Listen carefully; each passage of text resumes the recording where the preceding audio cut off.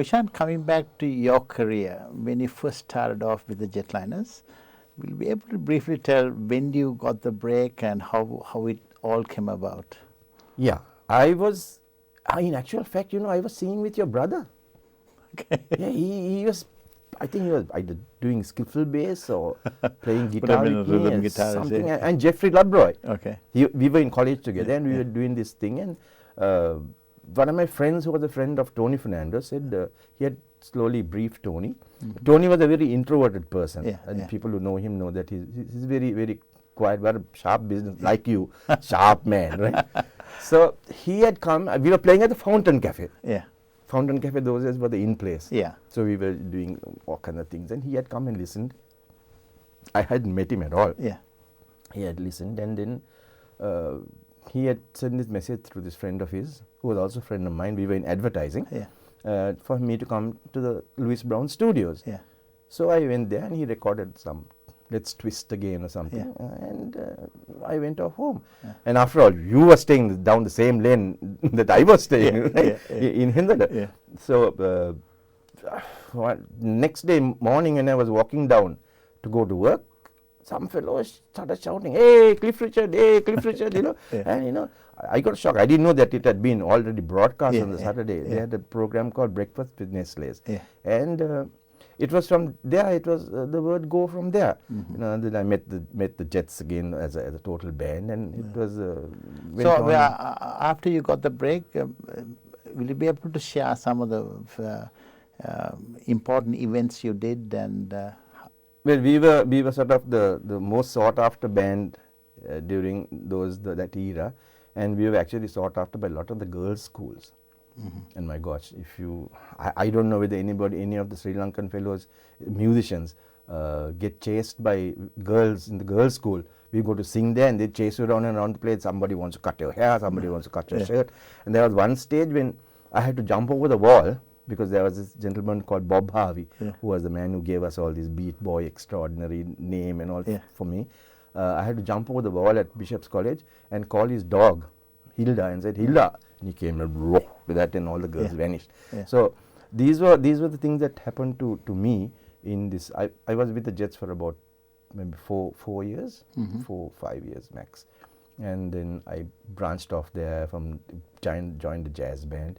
But Jets were on top of the crest of the wave, and we were always featured with Harold Senviratne and all the other big bands. We did the entire circuit, all the dance circuit, all the big companies we did, and so it was like I don't know. I don't think any young man would have that kind of experience even today, because there were very few bands, Derek, those days. Just right. few bands. Jetliners, Spitfires, Harold Senviratne, and the other bands that play in the hotels, like Tony Felicia's band. Yeah. So there was not much of competition. But still, the Jetliners maintain as one of the top bands. Top bands, yes, top band. And like I said, Tony Fernando was such a shrewd businessman that he knew that if he kept on with these 3 guitars, drums, and vocalist, that he wouldn't get far. He got saxophone and clarinet into it, and got a big band sound, and he called it Jet 8. Okay. So it went on like that. So that meant that we could be hired by even Lever Brothers to play as their first band, because we had this wind section. So that was the the upward trend. Of course, then after that I met my wife, and I thought, look, this is not the thing for me to be involved in. Your son, Ricardo. Yeah. Now he's doing extremely well in his music career. Is it because of the father's popularity, or? No, I don't think. I don't think. Okay, he may be known as my son, but I am also known as his father. Yeah. So I mean, it's the same thing, but it's not the same thing if you just analyze the way it is put. Yeah. But he has a completely different style in singing. He sings about 3 notes higher than I. I could never sing in the same keys that he sings. But he has cut a lovely niche for himself. I would say, not that because he's my son, but I would say he's easily the best singer in Sri Lanka, the best singer in the western part. He does a fantastic job. A proud father. Oh, I'm a very proud father. Finally, Ishan, what's your vision?